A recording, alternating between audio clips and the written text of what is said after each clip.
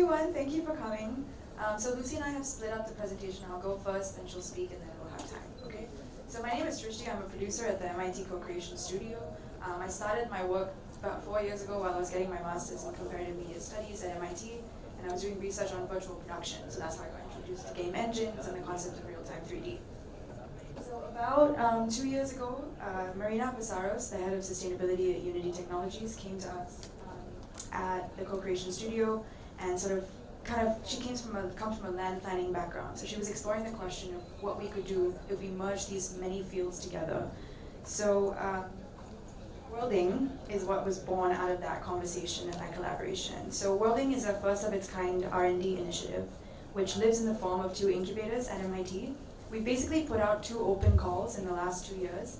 And the main criteria that we asked from teams was that each team had one person who was dealing directly with the land. So someone working either with policy, with ocean research, anything to do with the actual real world, and someone else on the team who was only doing story. So thinking about how do you actually communicate through narrative. So it could be documentarians, filmmakers, theater practitioners, songwriters, right? And we wanted to study how these people can collaborate together, how can we bring scientists onto those teams and talk about things like story within the climate space. So our hypothesis really was that, can we create bring together diverse practices from art, documentary, and what we've found in the last 2 years is the emergence of a very niche collaborative field at the intersection of all these spaces. So everything from land planning, climate futures, game engines, technology, community design, and Worlding sort of sits somewhere in the middle. So this is on the right is our first cohort that we had 2 years ago, who came for an intensive sort of incubator for a couple of years. So what we essentially do, one of the core components in the development process with these teams, is we invite industry leaders to speak with us. So for example, in 2023, we had Regine Gilbert from NYU speak about access and disability for XR. We also had Rachel Connolly from the MIT Media Lab come and speak about her work with NASA and big data. How do you take massive data sets from outer space and communicate it to people? Because throwing data at people is not the solution to get them to care, right?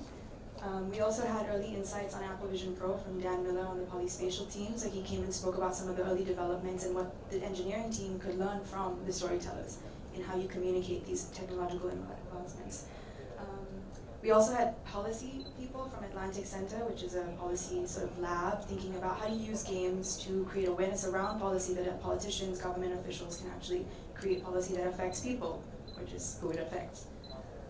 The year before, we had a lot of in-depth conversations on also the history of worlding, so everything from how does colonialism get embedded into game structures and how can we avoid that being repeated in XR systems, because we don't learn from the past, we're not really doing anything different. But also from the art and planning world, we had Marshmallow Laser Feast, which is an amazing art studio in the UK, award-winning, coming talking about their process. And this is all public, by the way, so I'll put up a link and you're welcome to get it on your own time. And then we had someone from automotive come through. So, someone speak about how do you use digital twinning for cars and how can the climate science world actually learn from that industry. So it's really bringing a lot of disciplines and challenging traditional thinkers to think outside the box using different frameworks. And then last year we did a first in-person iteration with NASA and NOAA scientists. So these are mostly professionals in those institutions who work with big data sets, and we had workshops and sort of thinking about telling these stories, using this data, and how can you do it. But it's our first in-person iteration, so it was a lot of learning for us as a incubator and development process. I'll go through these quickly just because I don't want to bore you all and get to the trailers. But we've had about 127 submissions in the last 2 years, so this is a very vast field. The last year we had 83 teams apply from around the world. And then from that we did an analysis of where these teams come from. 40% of the teams are from a placemaking background, so architecture, interior design, urban planning. 23 are world builders, so technologists, creative technologists, hardware developers. 25% storytellers, we have journalists, theater practitioners, songwriters, and these are very broadly interpreted categories, so we weren't looking at something very specific. And then 11% community members, so we had indigenous communities from Brazil come and their leaders were part of the teams, and very co-creative process. We had organizers, activists as part of these teams.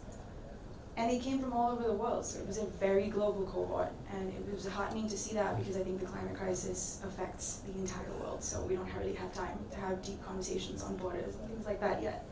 But to reiterate what I was saying, we took those 127 submissions and brought it down through a rigorous committee process to 5 teams.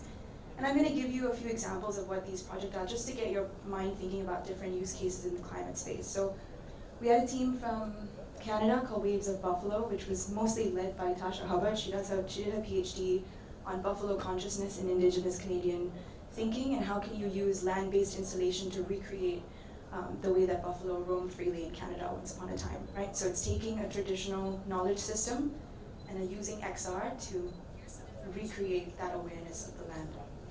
We had Year 2180, which was an open world game exploring how young people could adapt to 4 degrees Celsius higher weather. So it's kind of using game to educate people. And they were working with communities in Brazil to look at how you could do that from, again, indigenous thinking.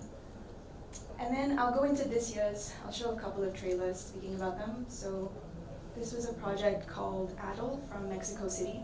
So this is an immersive and interactive documentary that is looking at the water crisis that's really pertinent right now in Mexico City because the city was built on a lake and there's a lot of development issues happening. So how can you use XR to, specifically VR, to sort of simulate that and to create awareness of the invisibility of the lake and the invisibility of the water crisis, right? We had The Green Print, which is a game from South Carolina. I'll let Jordan, who's the leader of the team, let her speak about it. Welcome to Georgetown, South Carolina. A nation's trauma lives beneath these trees, where centuries of slave labor built a generational wealth most slaves would never see. This is a past we must reconcile in order to build a sustainable future we all have access to. Understanding our history gives us an opportunity to reflect and begin again, which is what we can do right here on this very land. Together, we can build a better future we all feel valued in. Then we had another waves existing in the ocean.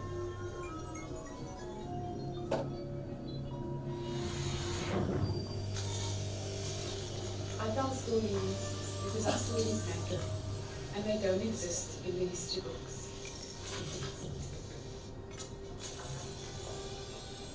Storytelling is justice work for a justice to come. I want my community to have access to what has been saved from us. Because the sea is in our blood. Fisher Child is about a community in South Africa called Kalk Bay, and a part of apartheid laws is the indigenous community of the region was not allowed to access the ocean. So there's an entire repository of knowledge that young people don't have access to. So they're building an experience getting young people to train in the VR so they can test under the ocean, tell their stories, and doing so feel connected before they jump right into the ocean. So again, the end use is to get people into water, into land, get their hands dirty, right? Which is kind of sometimes looked down upon because we're trying to get people in the headset and we're kind of trying to do the opposite. So I love mainly because often there seems to be this difference between our life in the cities and wilderness being out there. So we plan this mixed reality experience that might start in your living room and unfold in a coffee table in front of you, but then it might start snowing and you are suddenly surrounded in full VR. Because these headsets are so difficult to come by and we know that we want to people, we also plan a mobile AR component that allows Norwegians to just use a phone and with the content in that way. They're doing snow leopard conservation in the Himalayas. Yeah, visually, I mean, we are lucky to One just Zakopávanie mojich rolov a rozkopávanie histórii da sáđen tých nevena, vlastne prechádza sáđen novú históriu.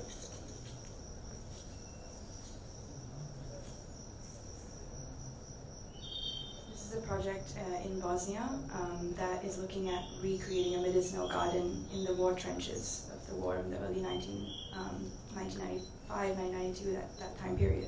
So what they're trying to do is explore how we can use VR, XR to create digital medicinal gardens around the world for post-traumatic war healing. Telling the stories as a war trench. You roll towards the light, accompanied by other seats. You enter the war trench and discover the memories, hear stories of people who went to the war, hear the seasons change and the time pass. You grow into a patch of medicinal flowers and you're picked up by a pair of hands that make you into medicinal oil. In the end, you leave the war trench and see being carried away by the wind, and you experience the landscape of a fully grown new landscape where just giving you a sense of what it is. I can't play all the videos, but these were the 5 teams that we incubated. We brought them together, we went through workshops, development, brought industry leaders to speak to them. And then we also had community teams, so we wanted to identify some themes in the industry that are coming up. So there were 6. The first is entanglement, so looking at things like mycelium, spores, fungi, using VR to go very micro, as well as forest soundscapes. How do you recreate the forest? We have wildgrass from the Caribbean, looking at history of wildgrass in the Caribbean and how you can use XR to sort of recreate that. A lot of water themes, aqua, right? Not just from a traditional underwater experience, but also cloud forests, more speculative concepts of water. We also, I'm going through this quickly, I know, but I want to give Lucy the space to speak on her work. So this was a lot of applications from on cities. So Play Plus Ground is actually a project from Malaysia that's looking at recreating skate parks as urban redevelopment, rejuvenation for the youth in Malaysia. And then we had themes of remediation, so really working on community gardens and using VR in the process of community gardening. So it's process oriented, not just outcome, right? How do you get it into people's hands? We also had caves and mines, looking at thinking about caves as spaces. How do you study the sound that happens in a cave and embody that inside of a VR headset? How do you understand spatial sound through understanding space inside of a cave as a heritage site? This is all online, so I'll let y'all take a look at it. As well as more traditional tools, so really getting gaming platforms and things into people's hands. It's all on the website, co-creation, studio.mit.edu, so you can go check it out. It's all public because MIT believes in open access research, so take a look at it when you can. And on top of this work, we've also done extensive summary analysis of universities and programs around the world. So if you have anything and you know of anybody, come speak to me and I'll add you to the database. So yeah, this is, I think, the main core of what we found throughout this work, which is the intention, right? We don't need to create the technologies and then find problems to solve. There's enough and more climate problems that technology can solve. And just to conclude, all of this work was early development, and I noticed that there was a really big gap in the process, which is what happens once projects are made, funded, where do they go after that? How do you get this to people in their hands, right? So I started a company that's entirely focused on XR distribution. So I work with teams who have already made their work, gone to film festivals, and we fundraise, pick them up, license their creative rights and IP, and then we distribute it to new spaces. So our recent partnership was a 10-minute VR film from the UK called Vision 3. It was generously funded through the Singapore's Ministry of Sustainability, and we've essentially brought it to a nonprofit's sustainability seminar, and we had people try it on and just have conversations with them on what it was. So that's the end of my presentation. It's a great segue into Lucy's work, and I'll let her speak to that in a second.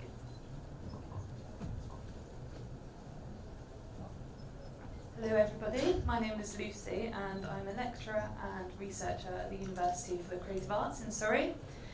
So what I'm going to do today is talk to you about my research.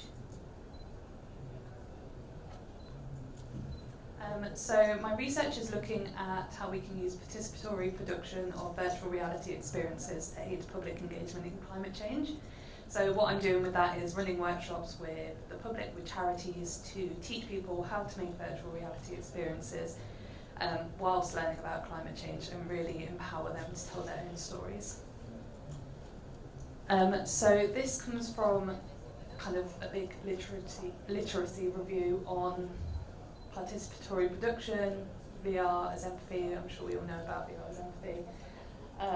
But there's lots of research into this already, but I'm really interested in the intersection of how they come together and how we can use participatory production to make people more engaged. Because, I think a lot of the time people can see these VR experiences, but there's still a degree of separation, but by empowering them to make their own, it kind of brings them closer.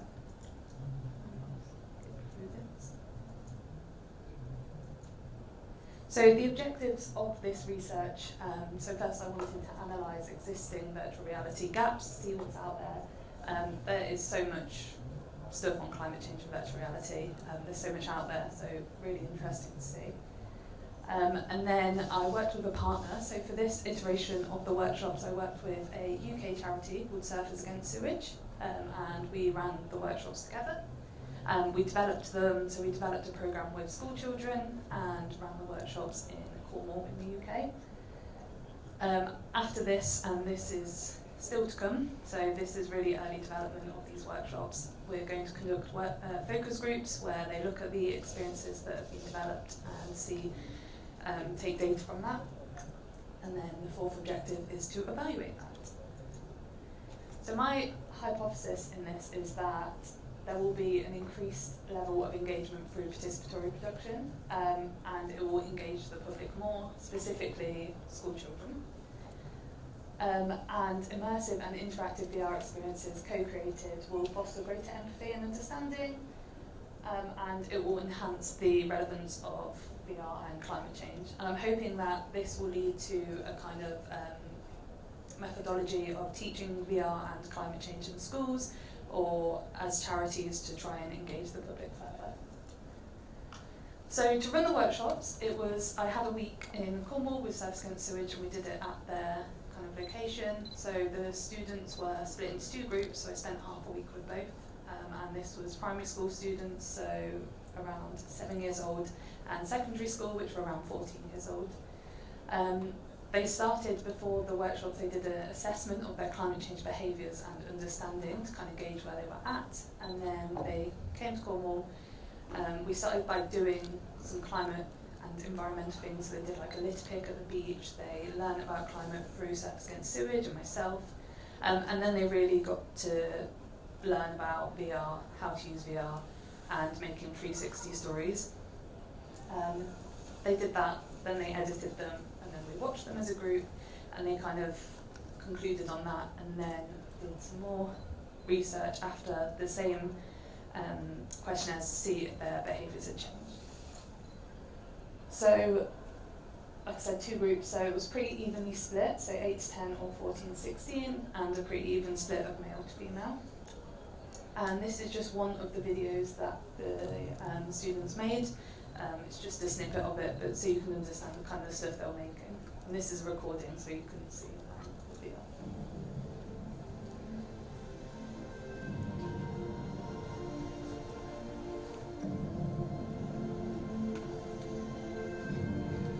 We are leading a climate crisis. We need your help, and I really have a feeling like you're responsible for it. It's not our fault. It's not our choice. We need to react. We need to do as much as we can to try to stop this climate crisis. The students wrote their own script. Everything was what they wanted to do. The plastic, it's horrific. That our world should not be like this. There should be a balance. Sure, we can use plastics. It's absolutely fine. But the fact that we are using plastic for absolutely everything. We need to reduce plastic. We need to reduce it and reduce plastic. And we need to start to save our planet. So all the so there's 5 videos in total, and they'll all be on the Surfers Against Sewage online beach school. So if you want to look at them, you can send them over. So to dive into the data, so there was pretty basic questions because of the understanding, and there was a significant difference between the primary and secondary school things, but they're all together here. So before, how much do you know about climate change? It was kind of 50-50 with people knowing a lot or a little. And you can see after, more people knew a lot. So they had significantly increased their understanding, which is obviously great and what we want.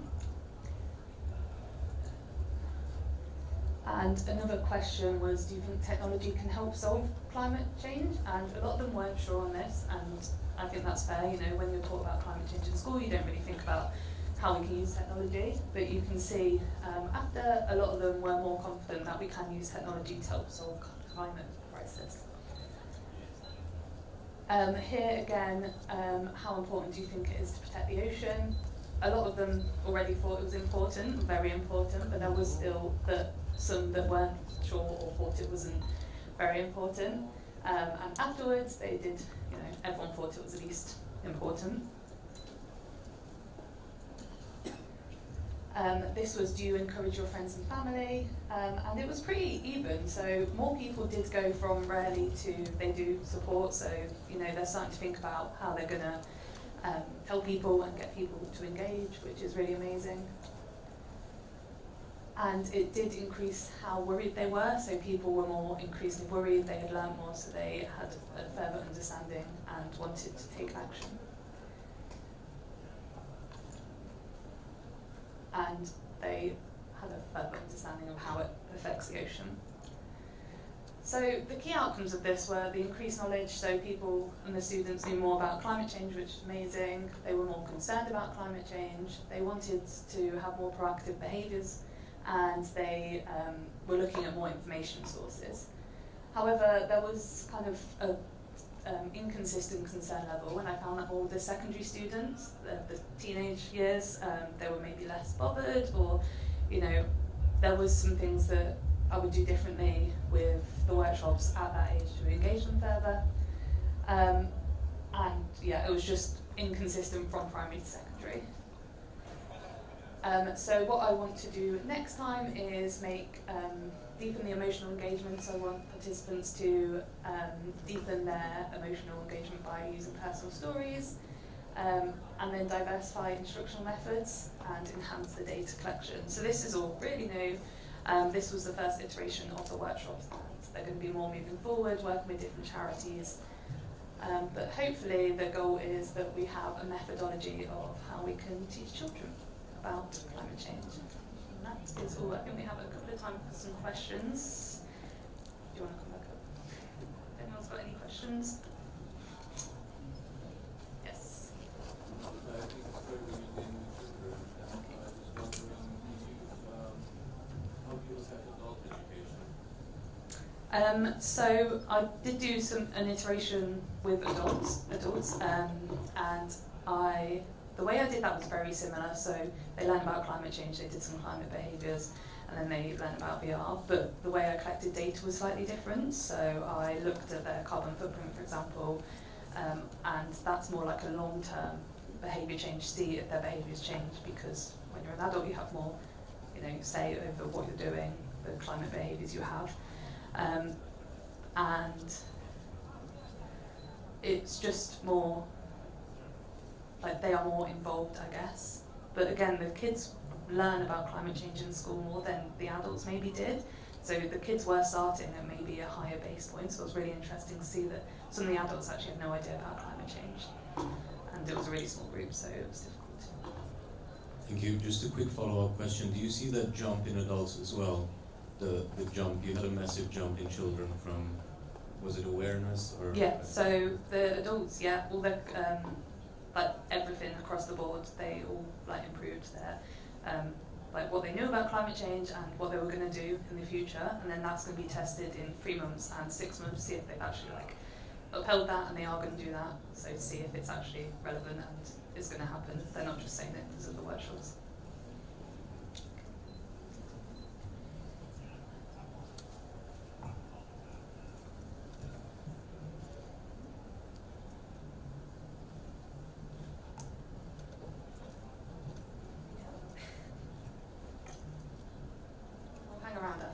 If you want to ask any questions, or on LinkedIn, not together but separate LinkedIn.